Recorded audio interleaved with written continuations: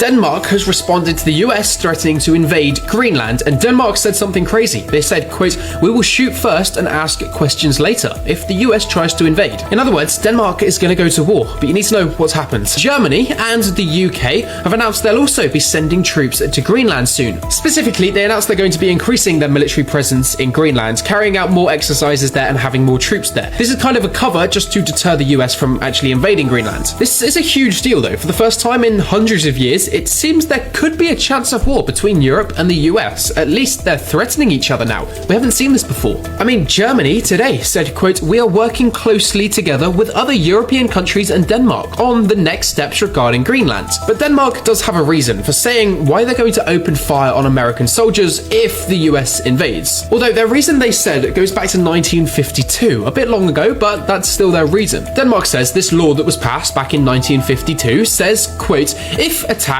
the Danish forces must immediately take up the fight without waiting for or seeking orders." The law apparently goes even deeper. Denmark said if the troops in Greenland are attacked, they will fight, quote, "even if the commanders in charge are not aware of a declaration of war or state of war." In other words, if the US invades Greenland, the Danish troops in Greenland will absolutely fight the US. There will be no talking. In fact, they will fight until they finish negotiating. We'll come back tomorrow for the next daily news recap, and I'll cover all the news in the last 24 hours.